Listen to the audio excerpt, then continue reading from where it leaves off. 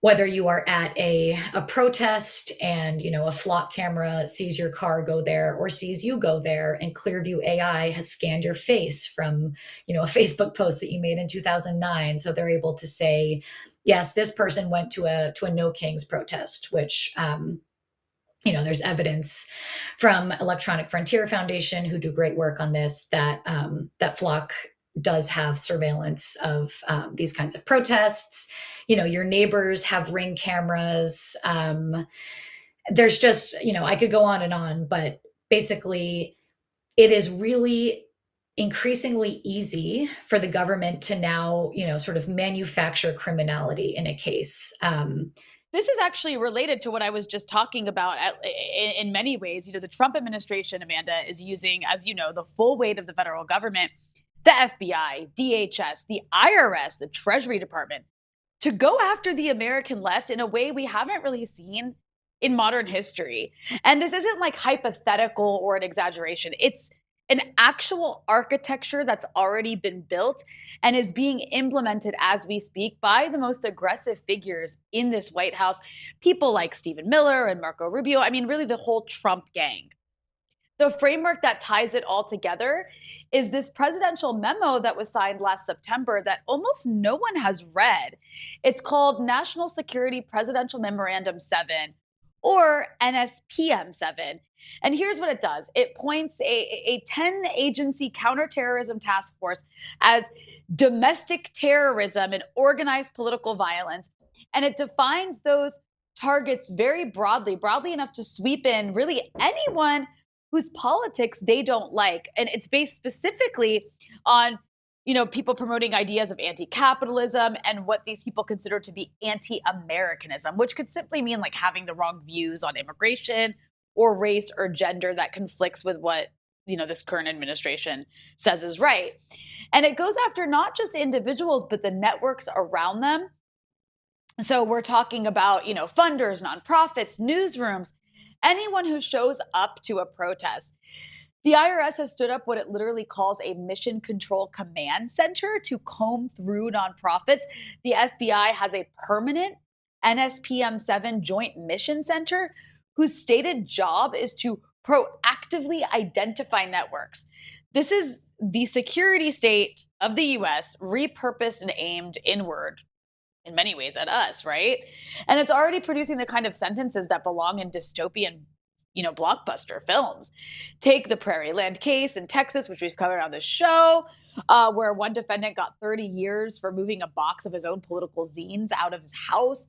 His co-defendant got 70 years after being acquitted of the violent charges against her. It's the same playbook as past waves of anti-left hysteria. You criminalize the association, criminalize the belief, but this time the state has some new tools and it's going quite smoothly for them. So our next guest, wrote the definitive piece on all of this for The Nation magazine. She's an independent journalist based in Burlington, Vermont, Hannah Riley Fernandez. Hannah, welcome to BT Live. Thanks for having me.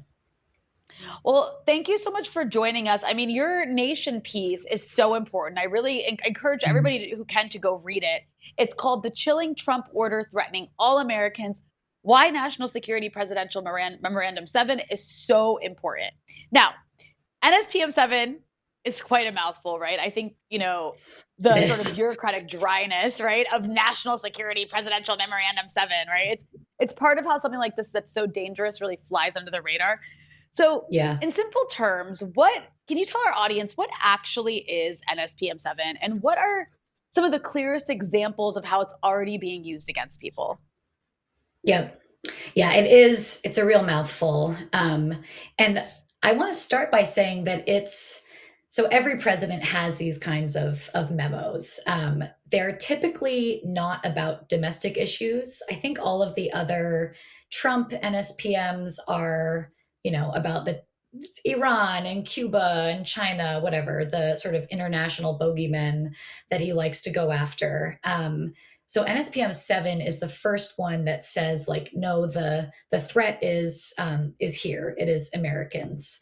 So it's a directive, which basically means it's not binding. It's a memo, but it tells federal prosecutors around the country sort of how to act. And NSPM 7 um, is asking prosecutors around the country to go after domestic terrorists who they define, as you already said, basically as people who have any kind of opposing views to what the federal government is doing now. So they explicitly say, views of anti-Americanism, anti-capitalism, anti-Christianity, views that differ from the government's on immigration, on race, on gender, which is pretty broad, and I would say functionally defines more than half the country probably as domestic terrorists. Hmm.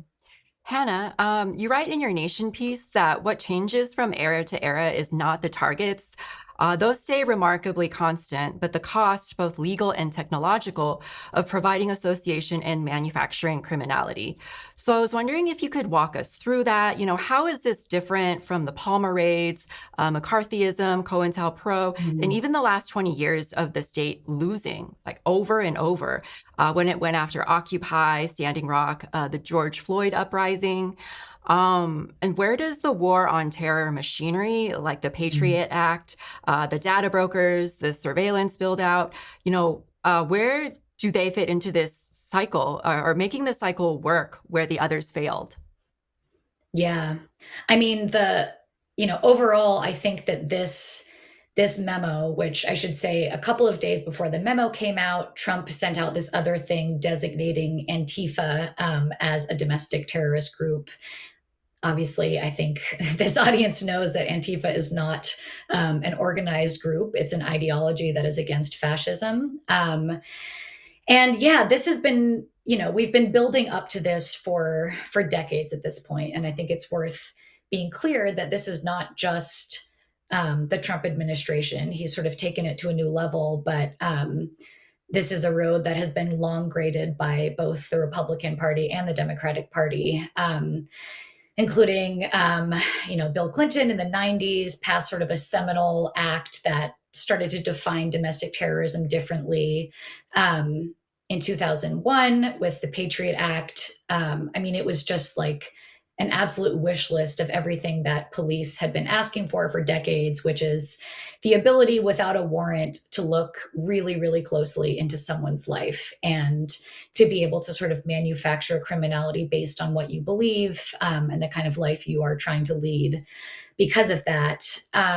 So this has been happening for a while, but I think what is really different, and again, when I was writing about this, I'm always trying to straddle the line of like, a lot of this is new and unprecedented and scary. And also like leftist movements have been surveilled and criminalized for as long as this country has been a country. And if you lean too much on that, this is scary and unprecedented, I think it makes people just want to stay home and not protest what's happening, which obviously is not what we want. And if you lean too much on, well, it's always been this way, I think people kind of shrug it off. So really trying to find the line there of saying, yes, this has always happened, but now we live in a country that is so heavily surveilled. And this is, I'm an absolute broken record about this, but I think the surveillance infrastructure is what makes this really different. There is the federal surveillance apparatus.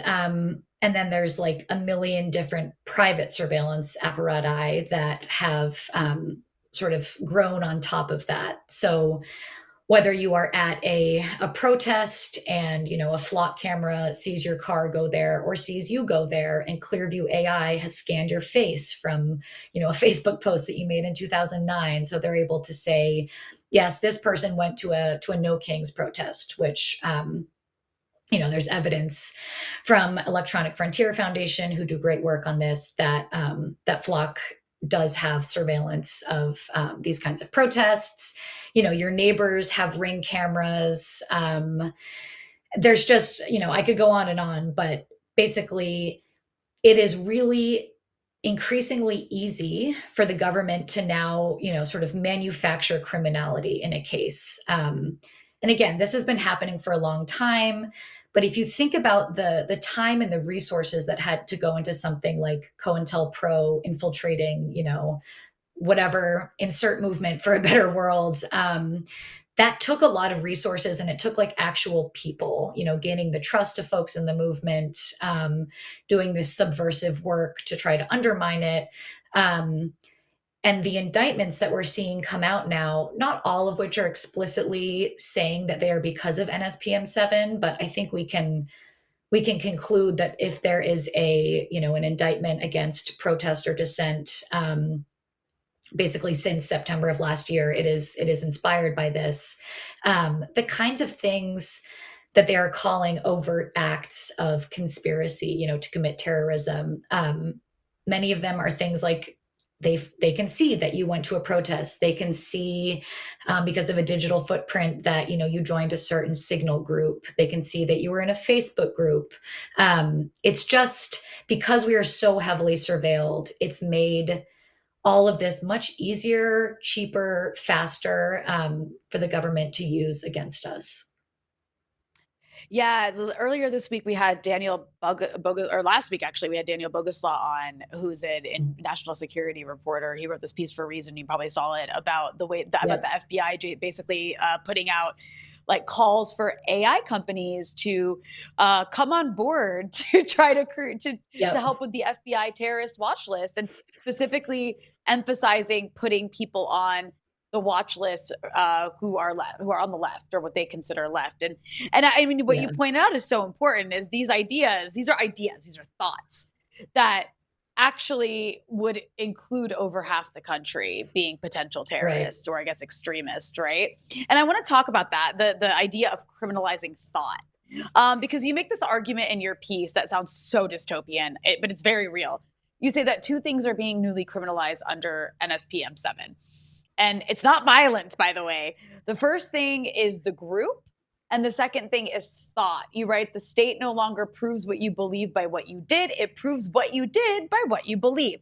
So can you elaborate a bit on that? How does the law get there? And, why is something like designating Antifa, right, which isn't actually a real thing, and no one's actually a member of Antifa that they belong to, why is designating a group like that, and perhaps what they're promising to do soon, which is designate other groups, why is that so useful to them in the context of these, of the criminalization of group and thought?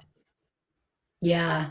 I mean, I think it's worth going back to 2023 in Atlanta, where there was this sprawling, 100+ page indictment of the group, allegedly, who was trying to stop Cop City from being built. For folks who don't know about it, this is a police militarization facility that was being built on like beloved forest land, right after the uprisings in 2020, at a time that Atlanta really didn't want this. And there was a lot of opposition locally to it. And when I think police found themselves unable to contain this uprising, this opposition, through sort of their traditional routes, they brought the federal government in, and the state of Georgia had this really wild RICO prosecution of 61 people that they were trying to prove were all this cohesive group. And if you read the indictment, it's still online. Search Cop City RICO indictment PDF. I encourage it. It's pretty wild. It is many, many pages of just criminalizing what is like pretty basic leftist organizing. So this includes, mutual aid efforts. Some of the things that landed people in the RICO were things like signing a form with ACAB instead of their name. And you can see this in the Minneapolis indictment, which also tried to make this cohesive group out of people who were protesting, to be clear, the murder by violent state agents of two of their neighbors, which happened in this January. Some of the overt acts that they say bind these groups together, things like wearing a gag sweatshirt that says "I'm Antifa," handing out flyers, attending a meeting, things like this. And the Prairieland case, which I think is sort of the most egregious example of how NSPM 7 is going to be used. they charged an entire group of people who showed up to a noise demonstration at an ICE facility. One person fired a gun to, in their perspective, and I very much believe this to be true, to stop the officer from firing on unarmed protesters. Because this happened, they charged basically everyone who they could get into their dragnet there. It started, I believe, with over 22 people, and then eventually 9 went to trial. But none of them had anything to do with this one shot that was fired. But they were basically prosecuted as if they had all done it. And to be clear, a lot of these people didn't know each other before showing up that day. This is true of a lot of protests that folks go to. You hear that your neighbor has been disappeared or shot, and you have an impulse to go out and do something about it, to be among other people of conscience who are moved by it. And for the government, it's just very easy to get prosecutions if you can say, this was a criminal conspiracy. This was planned. They're all members of Antifa. They all, showed up with the intent to fire off this shot, whatever. And, talking about the Prairieland case, I think it's worth mentioning. It feels almost tired to bring up January 6th as a counterexample, but I believe a cop actually died as a result of that. And, obviously we know that everybody involved got pardons. The sentences were nowhere near as long as they were in Prairieland. The person who ended up shooting this officer defensively, the officer did not die. He was released from the hospital within 24 hours. The person who fired that defensive shot got a 100-year sentence. And you juxtapose that to January 6th, where, there were multiple deaths and a police officer, I think it was a national Capitol police officer, actually died. So yeah, it's just a way to sweep up multiple people in these prosecutions. And I think it's also pretty clearly like a scare tactic. This idea that if you go to a protest, you could then be criminalized for something that someone else did. And I think they're hoping that will mean that people stay home. Mm. Well, Rania alluded to this earlier, but this escalated crackdown on the left isn't something that's foreign to us. The House Ways and Means Committee a couple weeks ago, they subpoenaed us, Breakthrough News, along with Tricontinental and the People's Forum, demanding internal communications and our financial records, which are protected under the First Amendment. So this didn't come out of nowhere. And the committee, in their letter, they explicitly pointed to our coverage, accusing us of promoting anti-American views, pointing to our coverage of ICE, pointing to our coverage of U.S. foreign policy on the genocide in Gaza. And press freedom groups have warned that no newsroom in America is safe. So how do you see this investigation into a left-wing newsroom like ours fit into this conversation around the NSPM7 machine that you've been, describing and writing about? Is this, do you think, does it fit into the nonprofits part of the memo? I mean, I would say just off the bat, a free press is the most threatening thing to a fascist government. And it's a classic immediate first response, I think, to make sure that the only thing that people are reading are the government, the propaganda that they want out there.